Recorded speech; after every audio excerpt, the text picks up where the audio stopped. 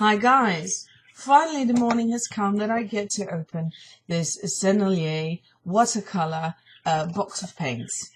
It's a French brand of paint that's well known for its honey, and that is supposed to create a durable paint that you can work very well with and that has beautiful colors. So I'm really curious. I've already got some Winsor & Newton, I've got Schmincke Horadam, I've got Rembrandt by Talents, and I've got Old Holland. So I've got a lot of artist quality brands to compare with, and I'm awfully curious what this paint is going to be about. If you hear some noise in the background, behind my shoulder you can see two frantic birds, ADHD birds, climbing through a cage. These are linealated parakeets, linnies, and I got them just this weekend, and I thought they would sort of add some happiness and joy to my studio, which they do. But this morning they decided to feel at home, and now that they do feel at home, they are quite active and a little noisy. So I'm going to see if this works, and if it doesn't, the next time you probably won't see them on video. My cat is licking its lips when it sees the birds. No, just kidding. Right, the paint. Let's get on to the paint. Today I'm going to show you the unpacking, the color chart, and the first impressions. And I have already had some first impressions because, right, I wanted to show you the box, keeping it firmly closed, and I'm going to tell you why. It's a beautiful standard black tin box with a thumb ring underneath. Promising, right? And inside there is some space for mixing. I'm going to show you this way. What they did was they added a color chart and attached it to the box. And what they did was they printed the colors onto a plastic sheet, and then they attached the sheet to the palette, but you can take it off. This box, the Sennelier paint is well available, not very well available, but well available in the Netherlands too. But it is a very expensive paint. Hold on, because she's had a little accident. It is a very expensive brand, and since I already have quite a lot of artists' quality paint, I didn't really feel the need to spend more money. But I've always been incredibly curious about this famous paint. So when I was in France, I found the box that had 12 colors from the standard set, plus a bonus from 6 more for only 50 euros, which I think is a very, very good price. But the reason I'm being very careful with this tray is that I did notice something about this paint I've never had before, and that is that all the pans are not tightly and snugly fit into the plastic containers. So when I tried to do this video before, and I wanted to show you the pans, and they all fell out. So I don't really like that, because if you would be working from this palette with a thumb ring, you might not always keep it quite horizontal. What's good about this paint is that every pan contains the number and the code and the name of the code of the paint and the brand, which of course comes in very handy when you run out of paint and you want to buy some new. What I also notice about this paint is that some pans are completely full, as you can see here, and other pans, like the yellow one that I just held, are filled just little over half.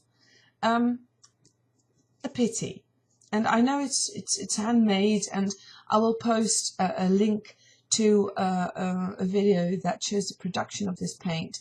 So I know that it's very hard to keep a precision and fill up all the pans with the same amount of paint. You know, sometimes you're lucky you've got a lot, but sometimes you're not lucky and you don't have that much paint.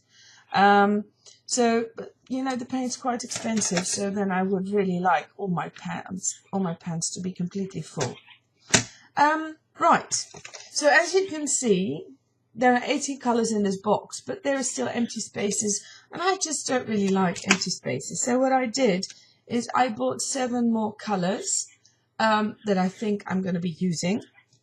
I bought Yellow Lake, I bought Opera Rose, I bought Brown Green, Olive Green, of course, Phthalo Turquoise, Indigo, of course, and a colour that I would never ever buy because it's very easy to mix yourself by mixing the three. By mixing yellow, red and blue, you will get all kinds of grey. And if you mix the warm yellow, red and blue, you will get warm grey. However, I liked the warm grey, and I thought that maybe for some things it would come in handy to have one pan of warm grey that is sort of guarantees a consistency in colour when I'm working.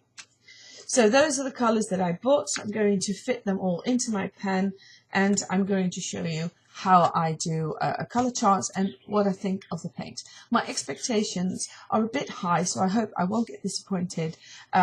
Let's just go see and find out. So I'm going to take you back to the other camera, and let's give it a try.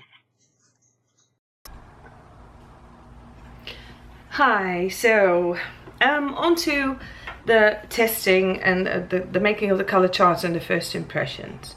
What Sennelier advises you to do when you buy their box of paints is to keep this plastic flap with the colors on, to keep it on top of the paint to protect your paint. I don't know if I'm gonna like keeping it there, but I'm going to give it a try, because sometimes you just want to close the box and then think if I have this little color chart here, it gets all dirty. So it may not be a bad idea, but let's see. I drew a couple of rectangles here. What I did is I photocopied this plastic color chart. I printed it out just so that I have the names of the colors and the codes. And what I'm going to do, I have these single half pans that I'm going to add to my box. So I'm going to make a color chart of all these colors, and I'm going to stick these, like here, the little wraps, just a color code in the name. I'm going to stick it right on top of the color chart in my journal, so that I can use it as a reference.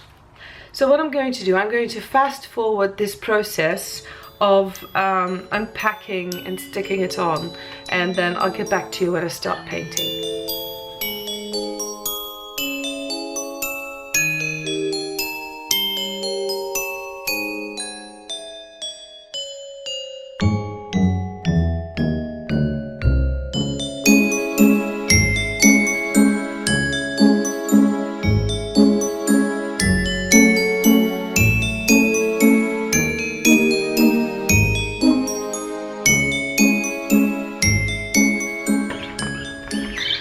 Okay, so now it's time to paint.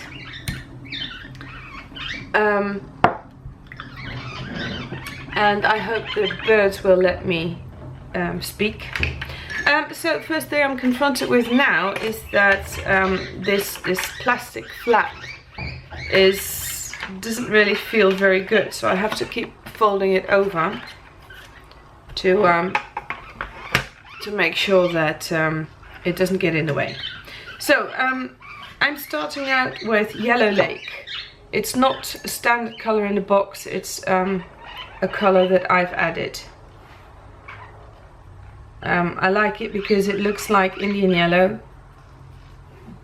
a color that's really one of my favorites.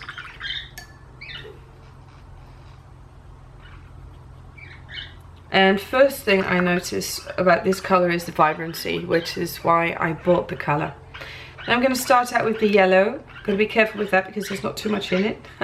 Just kidding. This is lemon yellow, and it really is lemon yellow, and I can see that I am taking too much paint onto my brush because the pigments are the paint is heavily pigmented. I can already tell, which is a good thing. Then we're moving on to the French vermilion. I wonder how French vermilion is different from other colors.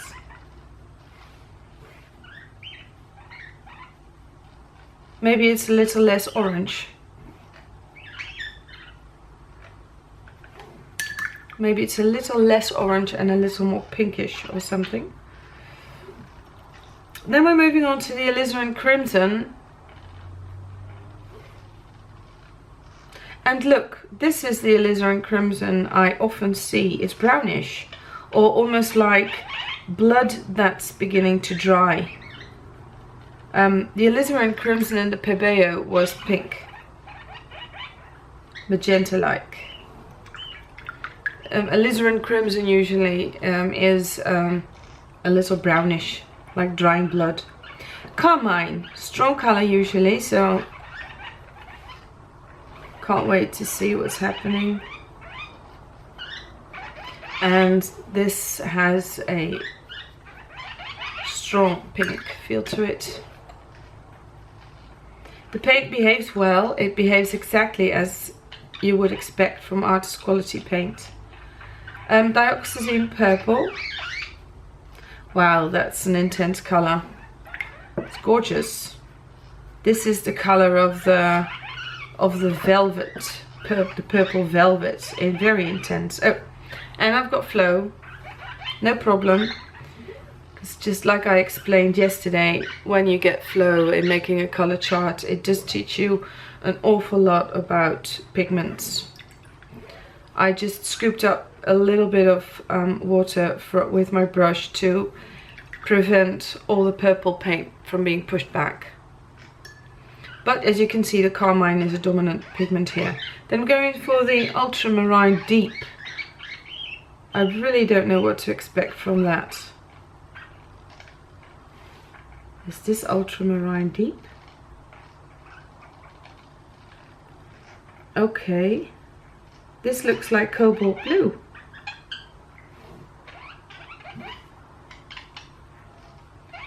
Ultramarine deep. I should look into my other paints, but this looks like cobalt blue. Okay, a surprising color. Then it is a beautiful color though, but ultramarine from ultramarine, especially ultramarine deep, I would expect a different color. Phthalo blue, phthalo cyan blue. Wow, oh, that's a gorgeous color. Oh, that's really lovely. This really is a cyan color, a basic blue that you can expect in the printing world. So I imagine it would be a really fantastic paint to use for work you want to have reproduced, for illustrations and cards and sorts. Forest green. I don't like this color, never use it. Oh. I seriously don't think that you could paint out one journal page or painting of mine that has this color on it. Maybe accidentally by mixing, but I don't like this color. It's a good color though, you know, it's this personal preference, got nothing to do with the brand. It's just something crazy about me. Phthalo green light. In other brands this would be called yellow green. And it's pretty, although I have seen colors like these with more intensity in Schminke. So I think I prefer the Schminke. Then burnt sienna. Oh, that's a... doesn't seem to be too highly pigmented. Seems a little weak actually.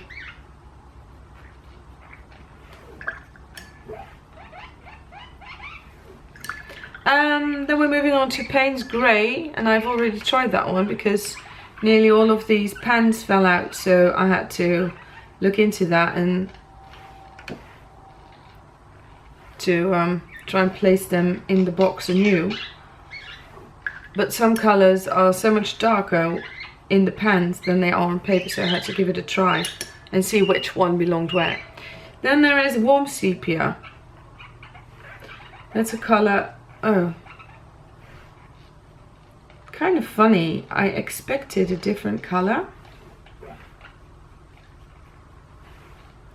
And here too, I had expected a more intense colour. I mean, when I compare it to Schminke Horror, for example, or the Winsor & Newton, I will test this out, but I have the feeling that a few of those colours are a little bit more intense in their pigmentation. Okay, now going on to Opera Rose. Opera Rose is a very, very difficult colour because it is hardly ever light fast. Hardly ever or never. Reds and purples are very hard to assure light fastness. The pigments are just too weak. It's gorgeous though. It's a gorgeous Opera Rose. Then Brown Green. And it's going to be right next to the Olive Green. So, oh wow, yeah, I love this. This is a colour I have used before and will use again. I own this colour already. The name is different, but I own this colour from Schminke Horror, and it's I ran out, so I'm really happy with that colour. It's beautiful. What I do notice that is the Yellow Lake gets quite a lot paler when it dries than when it was wet. Olive Green. It's quite funny because I don't know if you guys can see that, but the Brown Green is much darker in the pan than the Olive Green, but on paper, as you can see, the Olive Green is much darker than the Brown Green. So that's why you need the color chart. You can't always tell straight from the pan what color you've got. Naples Yellow Deep. This is, oh, this is almost like a gouache. A very odd color. It feels like gouache, actually. This is a perfect basis for a skin tone. If you mix the Naples Yellow green, the Naples Yellow with, for instance, a little bit of alizarin crimson and maybe some Chinese white, then you've got perfect skin tone. Bright Red. Let's move on to Bright Red. I love bright red color. It has got a pinkish undertone. Trying to make it fire truck red or lipstick red.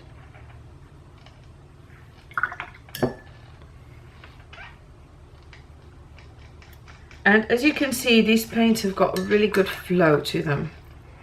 They all have good flow, so that's lovely.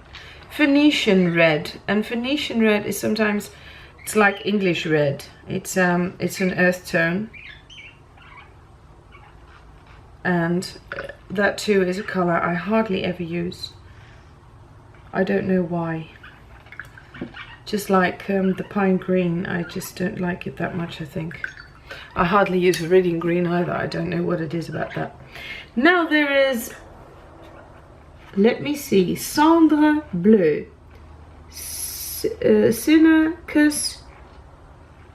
Senecas Blue. It's a very bright blue.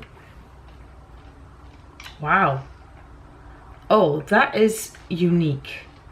I don't know any other brand that has this bright a light blue. No, this has got to be the brightest light blue that I know of.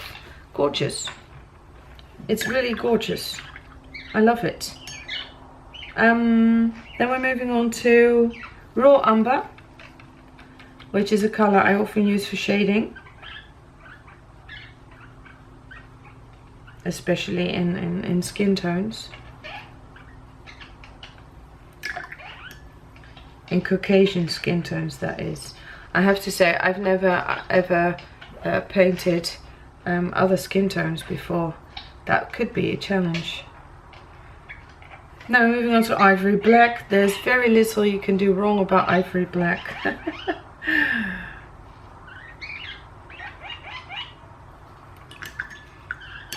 Look at how there is flow from the raw umber. The raw umber is actually stopping the flow from the black here. It's very intrusive, and that is great information, because look at the beautiful effect you get. Just imagine you paint a black dress for one of your characters, and when the paint's still wet, you just drop in, you just, you know, tap a few times with your brush full of raw umber, and then this is what will happen. You know, it's effects that are really, really beautiful. They're a bit hard to manage. That's why some people get very scared of watercolor, saying it's not my medium, it's not my art supply to work with. But you have to just learn to enjoy not having control. Right, phthalo turquoise. Very, very curious about that. Oh God, that's a wow, wonderful. Yeah. It reminds me of phthalo, reminds me of turquoise. Actually, it reminds me of gemstones. Gorgeous color. Indigo, one of my favorite. And it is different from the others. It's so funny. I mean, they all use the same pigments. All these manufacturers use about the same pigments, but the way they work with them, it just gives different results. Sennelier doesn't own that, doesn't produce that many single pigment paints. Sennelier does, I read, combine quite a lot of pigments in a few colors. It's a pity, because from artist grade paint you would prefer single pigments. I'm going to be using Sennelier grey now, and that consists of 4 pigments, I read. It's a color I wouldn't usually not buy, because you can easily mix greys from the basic yellow, blue and red. But then again, sometimes you want to paint larger areas, and then or you want to have color consistency, and then it can be can come in handy to own a warm grey. It's just that I've never seen warm grey before in on a color chart. I didn't even know it existed. But it did, and it is a very beautiful grey. I can easily imagine this in a summer sky, when there's clouds in the summer sky. It's great. I do notice a few things about this. And first thing is that this paint that I bought has got some beautiful colors to it, but I'm not over the moon happy with it as I thought I would probably be. I mean, let me be clear, this is good paint. This is good paint. By the way it behaves, I can see they work with pigments, and they have really created a good paint. But looking for example at the Daler & Rowney Aquafine, which is only student quality, And now I'm moving on to this. I don't know if you can see what I see on video, but it seems as though quite a few of these colors dry up a little bit less intense than they are when they are wet. That is one of the characteristics of watercolor. So it's not something you can do a lot about, but the difference between paints, good paints, is that the good paints, they don't pale that much. This, for instance, if you can see this color chart, this is Rembrandt by Talent. This is also artist grade, and it is a Dutch paint. And just look at these colors, and this color chart is about 5 years old. And if I added just as much paint on my brush. I even went back in with my brush a couple of times on the paint to scoop up a little more of the pigments. But what I do see is that these colors are a lot tamer. These colors are a lot more intense, a lot more vibrant. So therefore I feel a little bit let down actually by the Sennelier. It doesn't seem to be what I had hoped it would be.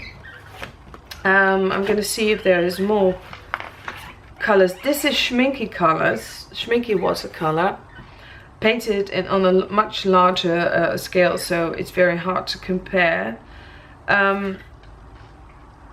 But this too seems a little bit more intense. But it's also hard to say, I have to say, because this is Schminky as well. I mean, looking at these colors, it still does seem to be that, yeah, yes, it is true. The intensity of the paint over here is a lot less.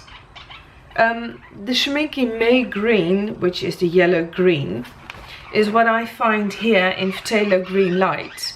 And it hasn't even fully dried up yet, but I can see it's become so much lighter than it was when I applied it.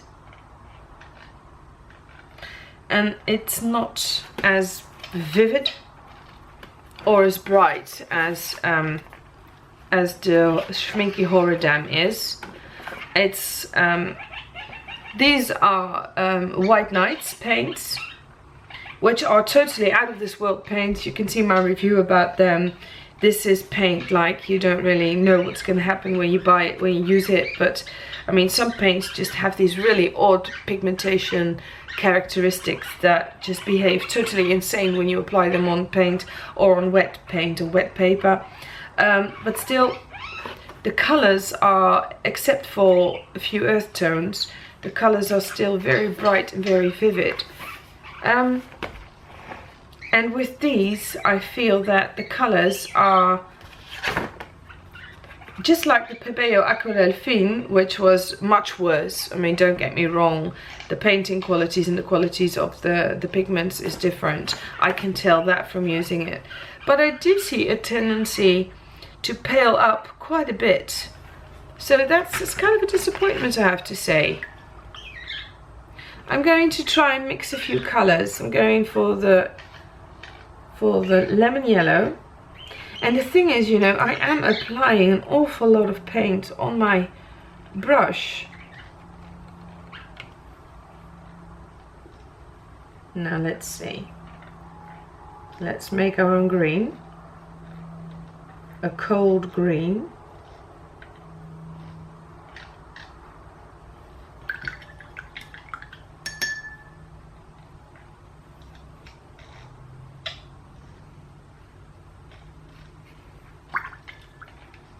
I'm just going to mix up some colors, you know.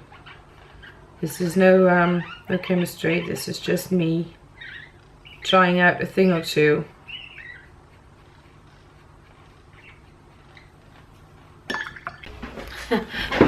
I just had a little problem with my camera because it turns out that the video function stops after 30 minutes. However, I'm currently trying to mix up some colors, and what I was saying is that when that I read that Sennelier paints, they have quite a few paints in their collection that contain more than one or two pigments. And a problem that might occur when you mix your paints is that paint mixtures get muddy. That could happen. In this case, I think the pigments are fairly strong. They look fairly strong. But what I don't think is very strong, for example, the indigo. Indigo is a color that should remain very deep at all times. And here I find that the indigo is becoming quite pale. And I am a little bit surprised because I'm beginning to doubt myself actually. So I'm going to look up some alternatives.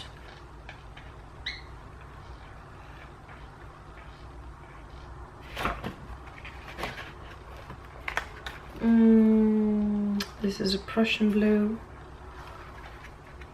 No, it's. I think it's a quite, but it's just a little paler.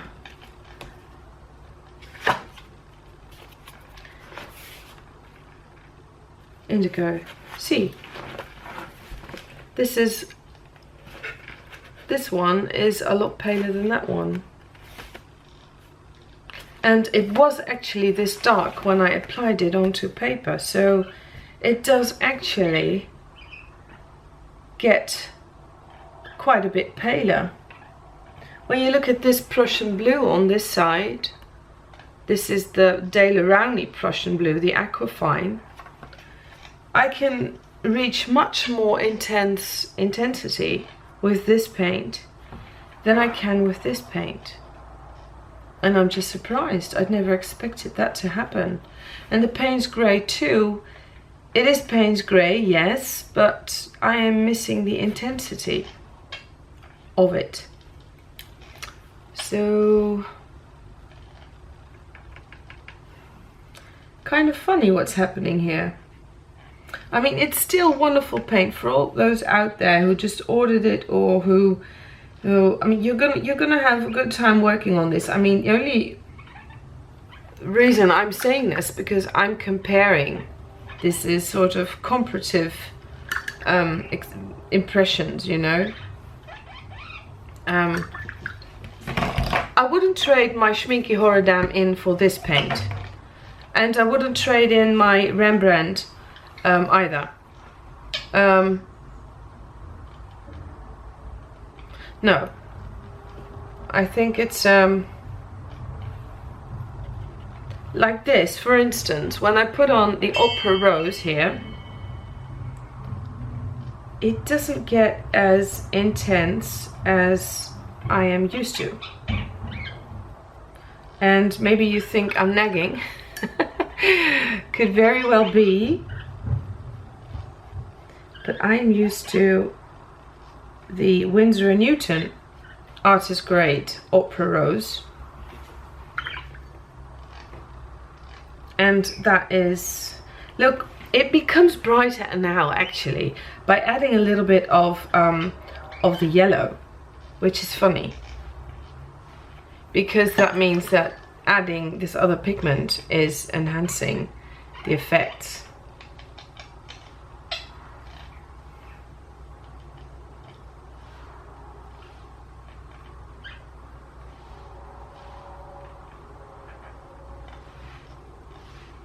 It's still good paint, very good paint. I can tell they used good pigments to make this paint.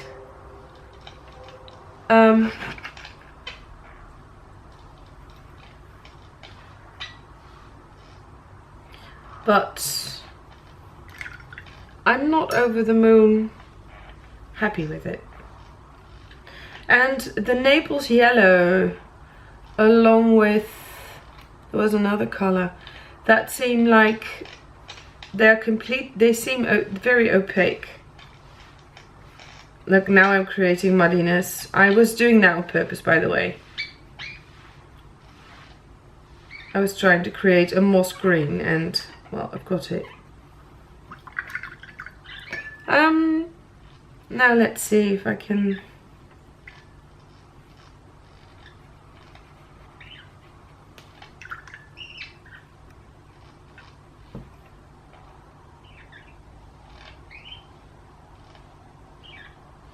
Flow qualities are very good.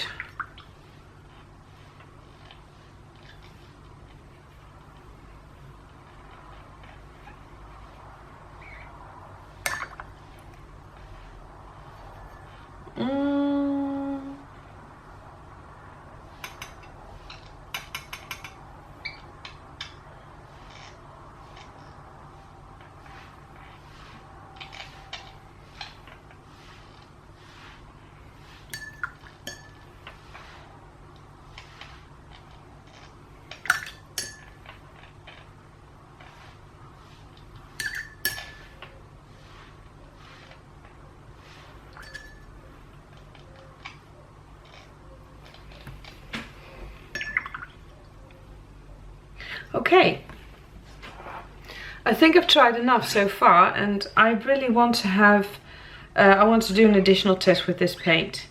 What I can say so far is that from all the 3 paints that I bought this week, the Daler Rowney Aquafine has been my surprise of the week. It's been so much more. I mean, it came in an awfully cheap box that I have to crack my nails on to open, which is horrible, but at least the paint, I feel, is wonderful. This is the paint as I want it, intense, in your face, and with very good qualities. The Sennlier is a lot more expensive. It was about 4 to 5 times, no more, was, well, 4 to 5 times more expensive. I spent quite a bit of money because I didn't just buy the tin, I also bought 7 additional colors. Those colors are beautiful, I am going to be able to use them, but to get more intensity I will have to layer, I will have to put layer upon layer upon layer to get close to, like for instance the Viridian Green intensity here or the Indigo intensity here. I do not see it happening there, so I need to do an art journal page with that, or a drawing, just to see if I can get to that intensity. One thing I noticed about this paint that is very similar to the Schminky paints is that it seems that the pigment particles are very extremely fine, and the way I can tell is that the paint smooths out, the color smooths out all the way very easily and, you know, very gradiently. Like for instance, I think the particles in the pigments of the Aquafine are a bit coarser, as they also are in the White Nights paint. It's a difference in characteristics. It's not good or bad.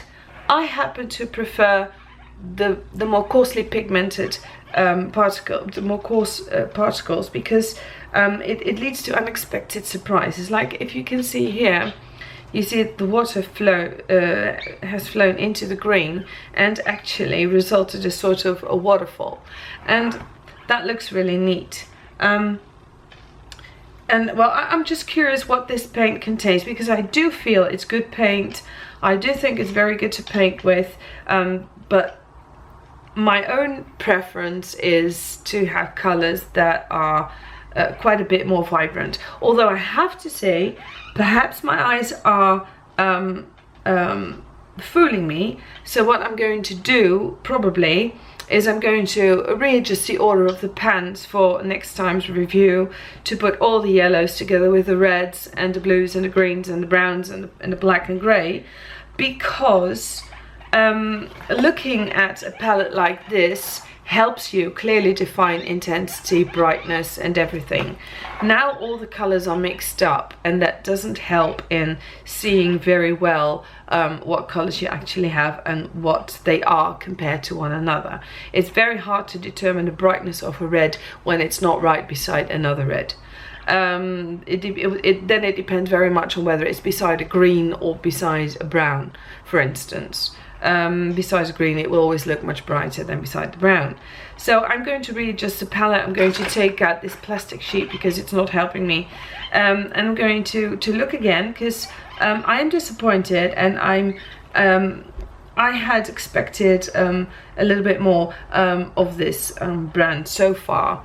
Although I hope I'm not letting some of you down. I know that one of you said they had ordered the Sennelier. It really still is good paint, but if you're looking to find really intense colors like I'm using, you'll probably need a few layers of it to get there, or if you are more used to the classical watercolor style, you'll probably love this, because it does really it's got nice flow, it's got nice gradients, and well, the colors really are beautiful. I mean, I have to say that.